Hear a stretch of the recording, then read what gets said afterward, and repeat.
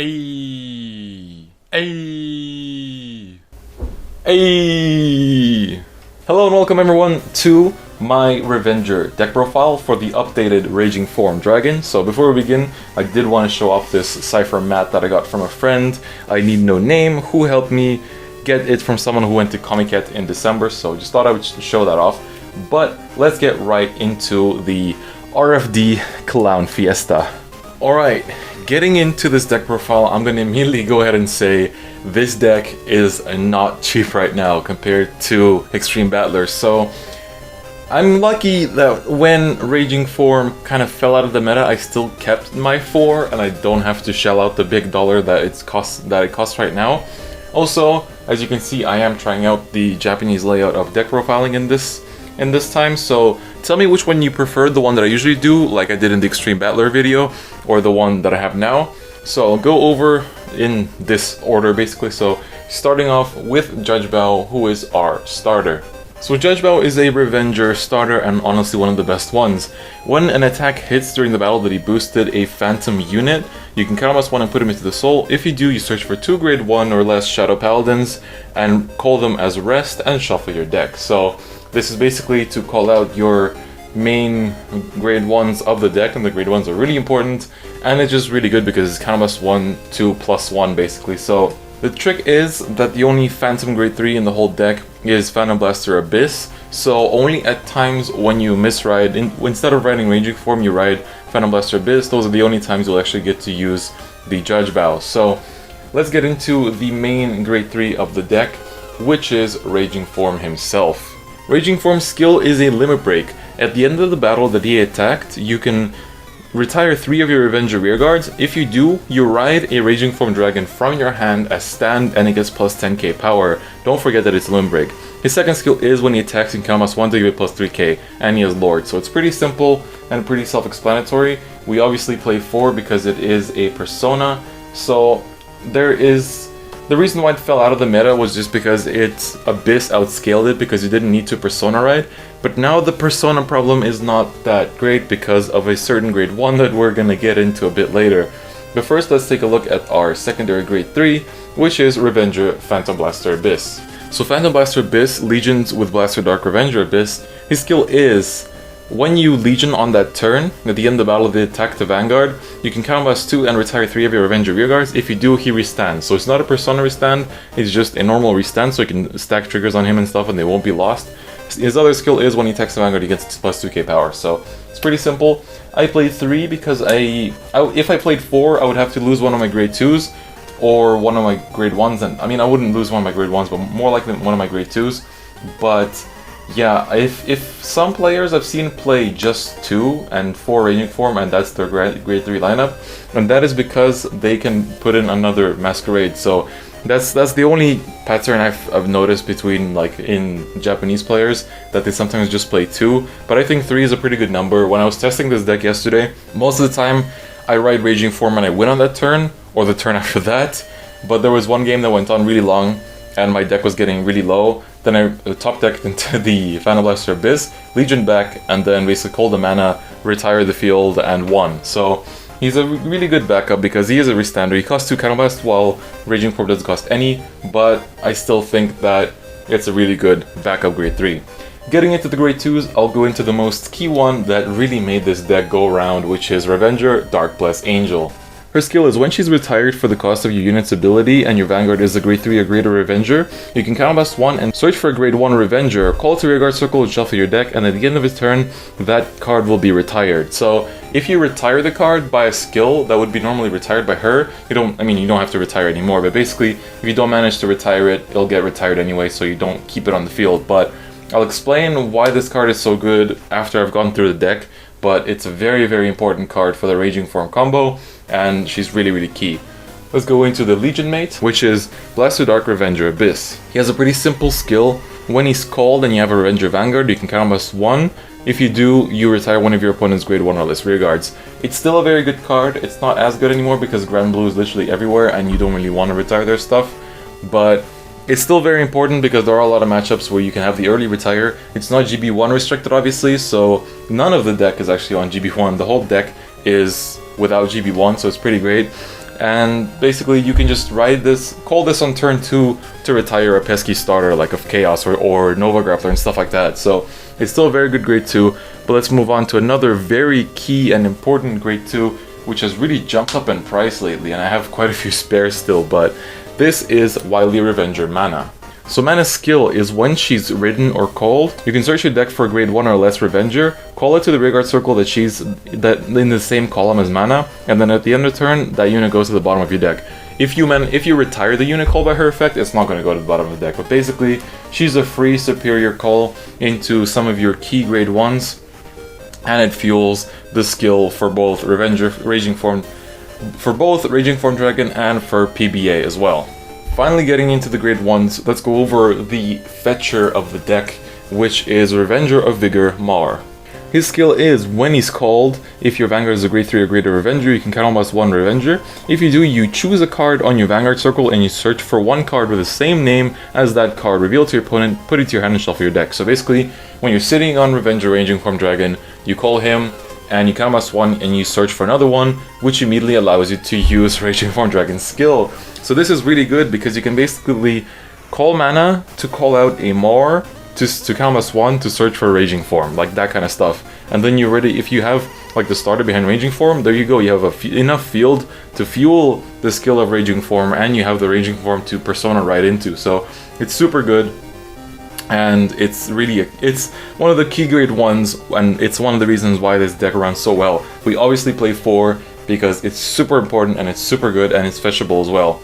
Now, I play 4 of the Revenger Perfect Guards because the reason why I don't play PGGs is because this one does have Revenger in its name, meaning they can call it out with mana. There was a game yesterday where I actually finished the game. I was like, okay, my opponent has, like, if I don't get a restand with Abyss, then I'm not going to win, but if I do, then I will. So I was like, okay, the only grade 1s I have left in deck are the Perfect Guard, so I was like, screw it. I called mana, I called out the Perfect Guard, I called out a critical trigger, and then I went face with Phantom Blaster Abyss. I attack with the column, I go with Phantom Blaster Abyss, restand Abyss, and win.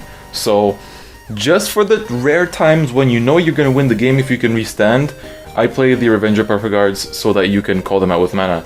Like, I have to point out that this deck is basically the same as all the ones that you see in Japan, but I felt that I need to explain the choices why people are making, like the choices that people are making, because sometimes people don't really understand them. I play 4 Limit Break Removers.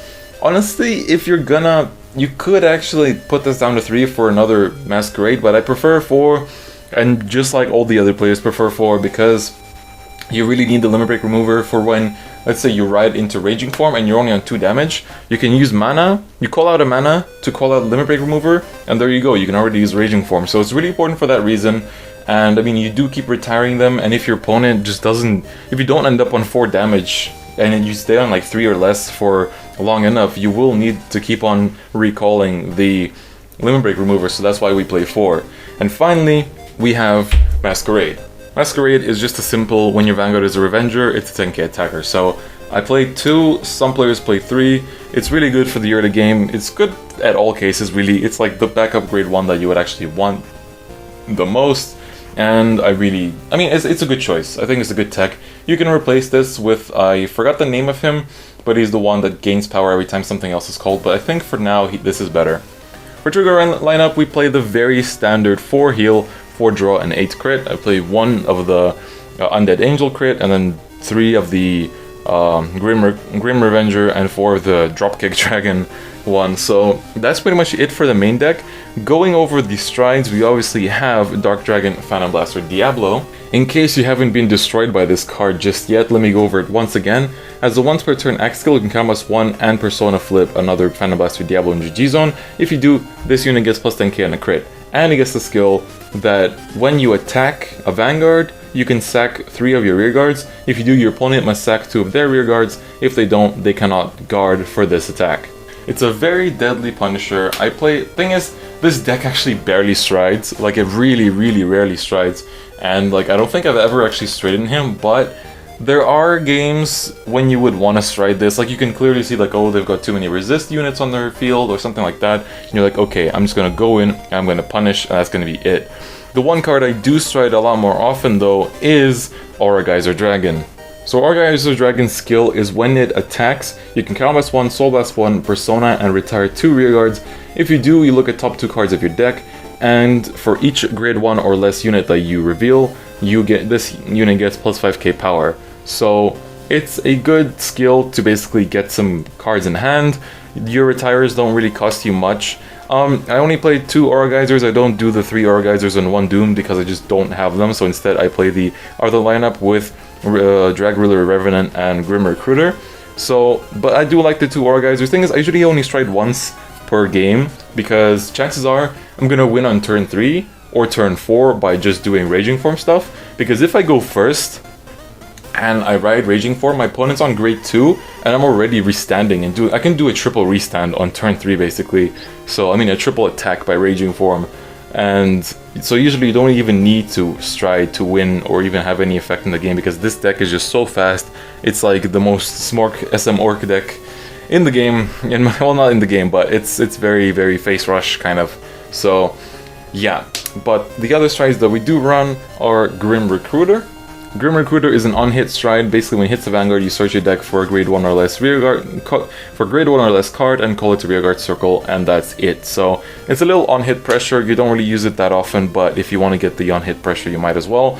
And finally, we have Drag Ruler Revenant. It has a once per turn skill where you can retire one of your Revenger rearguards. If your hard card is a Revenger, then you search your deck for a grade 1 or less Revenger in its name, call it, and give it plus 3k power until end of turn. So basically, if you have like a Mar that you used already and you didn't retire, then you can stride into Revenant, sack it, call out a new one, or call out a Finnegas or a Masquerade. So you have plenty of choice, and it's just kind of a field fixer stride. You don't really use it that often, but in case you need to, it's there.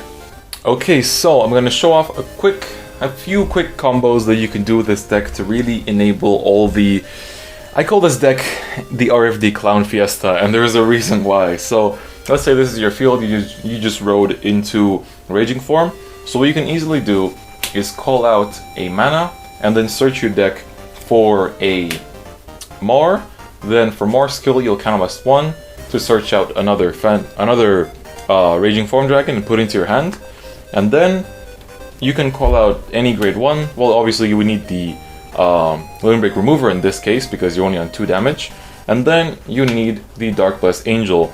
You can get the Limit Break Remover also through mana in case you have a Mar in hand, so don't forget that that's also a possibility. So let's quickly get into what the most default combo for Raging Form is. So how it goes is that you would attack with the Dark Blessed Angel for 16k, and then you would attack with the Raging Form boosted by Judge Bow. And then let's check our drive check. We get a Found Blaster Abyss and a Blaster Dark Revenger Abyss. So we didn't get any triggers, but that's okay.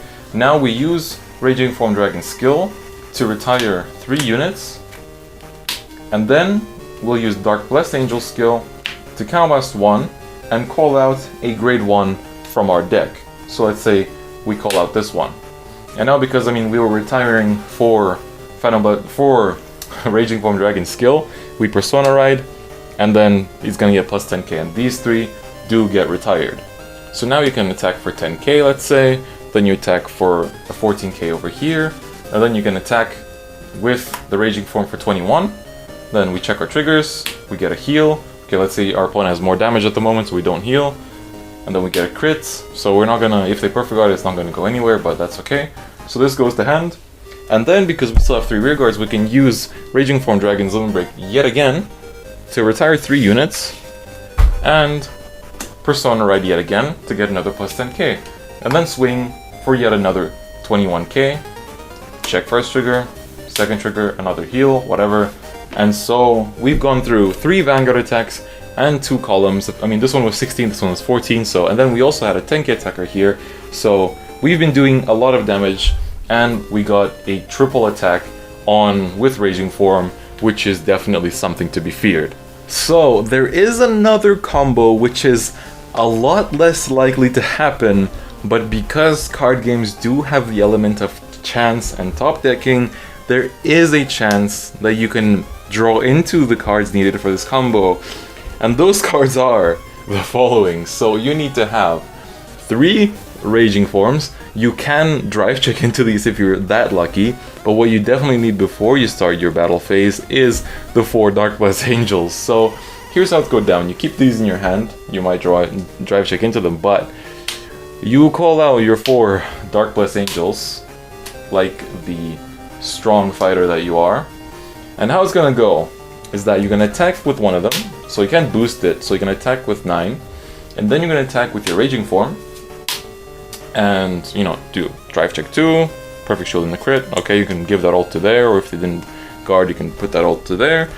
And then, Raging Form skill, we're gonna retire 3 units, and because we're still retiring, we can use the 2 Dark Blesses, in which case we counterblast 2, and we can Superior Call 2 grade 1. So let's say a Masquerade and a Mar, but you wouldn't use the Mar here unless you have another open counterblast and you don't have the last Raging Form in your hand.